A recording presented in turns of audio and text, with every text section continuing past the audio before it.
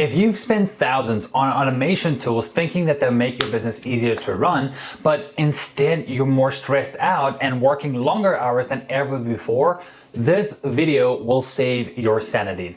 And I'm going to show you why the automation first approach is actually making successful businesses harder to scale and what the smartest business owners are doing instead. Now, the first section to this is the automation addiction problem. And let's talk about what's really happening with business automation right now, which is that business owners are spending more time setting up, maintaining, and fixing their automation tools than they would spend just doing the work manually or employing somebody to do the work manually. And I see business owners worth 15 different software tools that are supposed to automate everything from CRM systems, email automations, chatbots, scheduling tools, product management platforms, social media schedulers, and so on and so on. And I'm not saying that all automation tools are bad. I do think you should have a good bit of automation tools within your business, but here's what's actually happening, right? When you have so many automation tools, it just allows for so many things to break. And instead of running or business owners running their business, they're constantly troubleshooting integrations that broke, updating workflows that stopped working because you moved one thing, and trying to figure out why their automation sent the wrong message to the wrong person at the wrong time.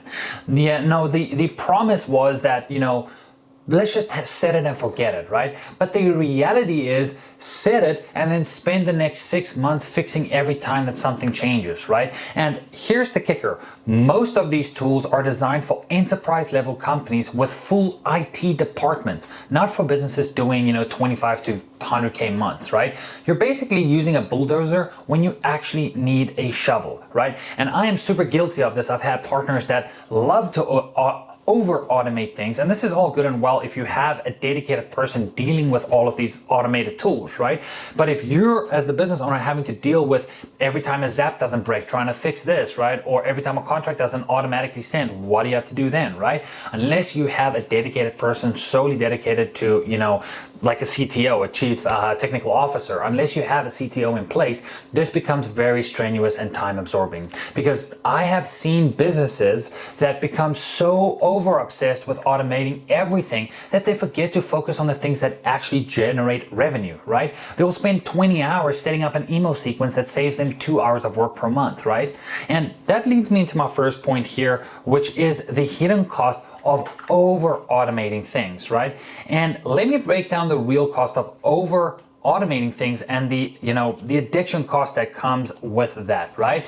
Because most business owners only see the monthly subscription fees, right? And this gets me into my first part here, which is time investment versus time savings, right? Because most automation tools require significant setup time. You need to learn the platform, build the workflows, test everything, and then most importantly, and I'm going to hit on this throughout the video, you have to train your team. Right? Because here's the thing, even if you know your automated tools very, very, very well, and then you have one software this month, and then you jump to a different software next month, and then different software this month, and there's a different flow this month, and a different workflow that month, right?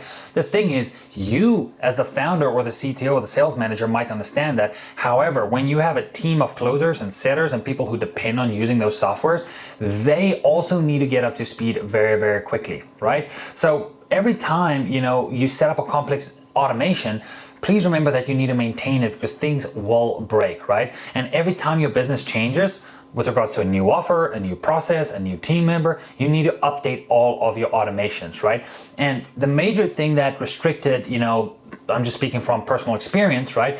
Restricted us for when we got to a stage years ago where we were over automating things is that you aren't flexible, right? You cannot change things as they come up, right? And you start making decisions such as, well, we don't want to onboard this person because then I have to change the entire workflow or it's going to break all the automations.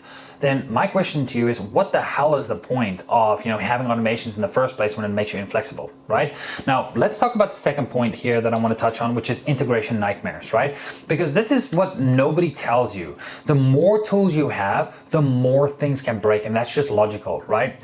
One tool updates their API, and then suddenly the other 3 tools that depend on that software stop working, right? And then you spend your Tuesday morning fixing integrations instead of talking to your prospects or talking to to your high-level team. And I've seen businesses lose leads because their automations broke and nobody noticed for 3 days. Okay, and this leads me into the next problem, which is the rigidity problem. Okay, and hey guys, as a quick reminder, if you're looking for closers, appointment setters, or sales managers, that's exactly what we do here at Sales Match. We'll go recruit the very best talent possible that matches your offer and works within your business organization, and we'll provide you with the cream of the crop candidates so you don't have to spend time recruiting them, interviewing them, calling ex-employers, and so on and so forth.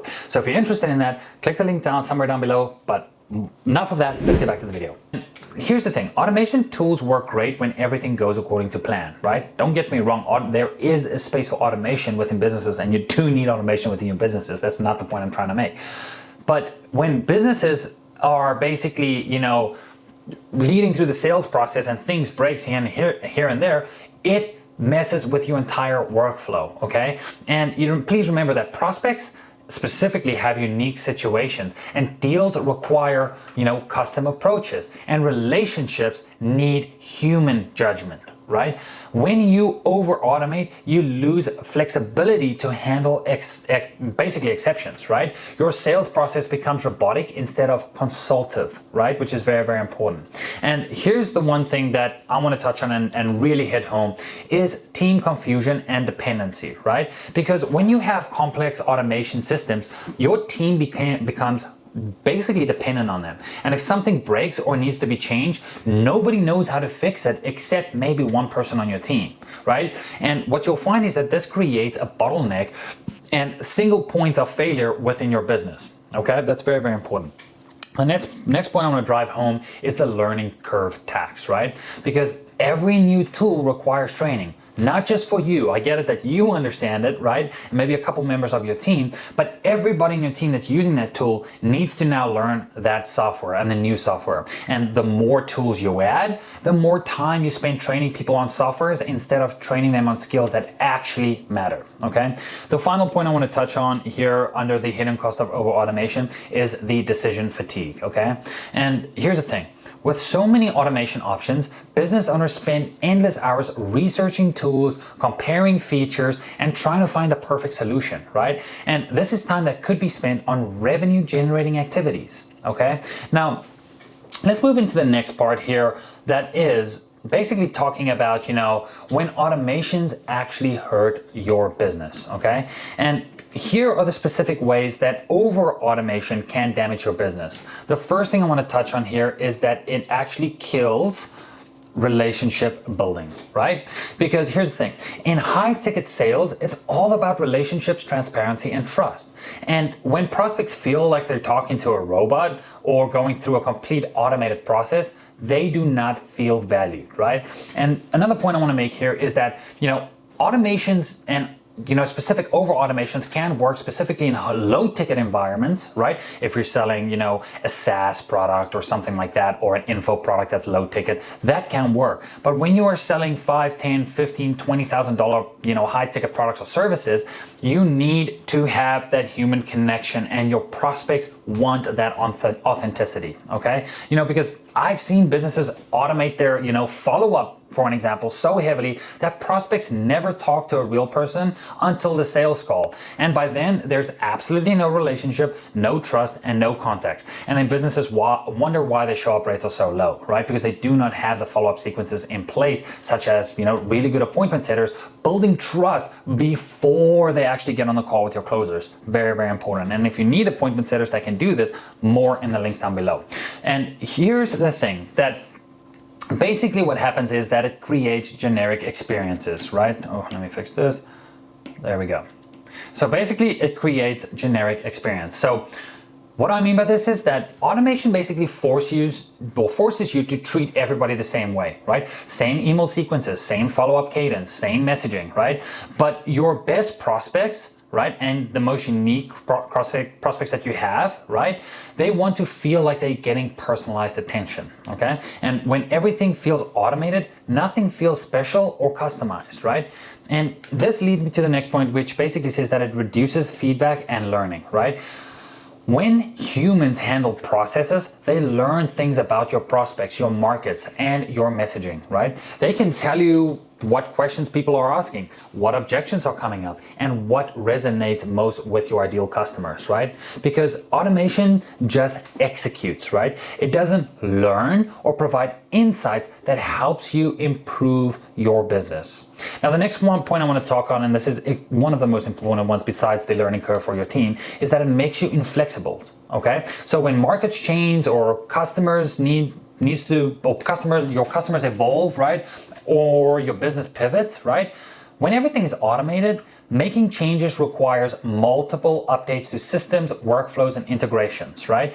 And when humans handle key processes, you can adapt quickly based on new information on market conditions. Because the worst place you want your business to be in is because you cannot make certain decisions that you know you need to make for your business because this workflow is gonna break, or this Zap is gonna break, or this fucking automation is not gonna work.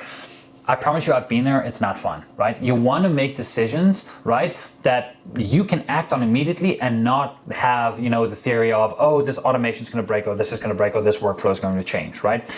If you have decisions that you need to act on to make your business better, act on them regardless of what fucking automation is going to break. Excuse my French.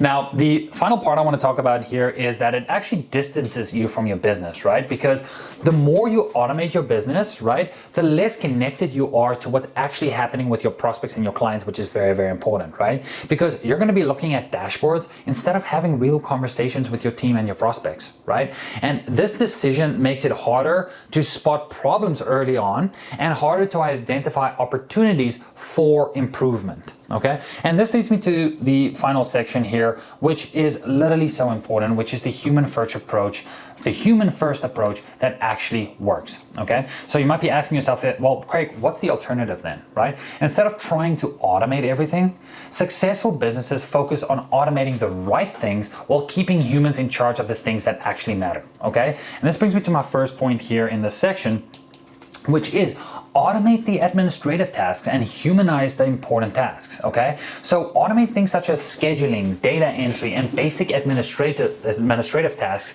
but keep humans involved in things such as lead qualification, relationship building, and customer communication. Okay. For example, automate appointment booking, but have a human call to confirm and pre-qualify people. Automate data collection, but have a human analyze it to make decisions on that data, okay? That brings me to my next point, which is start simple, right? And then add complexity or complex automations slowly, okay? So instead of implementing 10 tools at once, start with one automation and master it. Then gradually add complexity only when you've proven the ROI of what you already have. Okay, because most businesses need fewer tools working better, not more tools working poorly. Okay, now that brings me to the next point, which is that you should be focusing on revenue generating activities, right? Because automating things that don't directly generate revenue, right, but keep humans focused on the activities that do, right? Or excuse me, automate things that don't directly generate revenue, but keep humans focused on the activities that do generate the revenue. Okay, so things such as lead qualification, like I've mentioned, relationship building, sales conversations, and customer success should all have significant humans involved. Okay, and that brings me to my fourth and final point here, which is build systems that support humans, not replace them. Okay, because the best automations, right, support your team's effectiveness rather than trying to replace them. Right? So tools that help your appointment setters be more efficient, help your closers be more efficient, or help your customer success team provide better service, right? Now, that is exactly what we do here at Sales Match, and this is exactly why Sales Match focuses on placing elite human talent instead of, selling more automated tools. Because when you have a skilled appointment setter handling your leads, they're not just booking appointments, they're building relationships, gathering intelligence about your prospects, and qualifying people properly, which no automation tool can do that as effectively as appointment setters. So when you have an experienced closer on your team, they can adapt to each prospect's unique situation, handle complex objections, and build trust needed for high-ticket sales.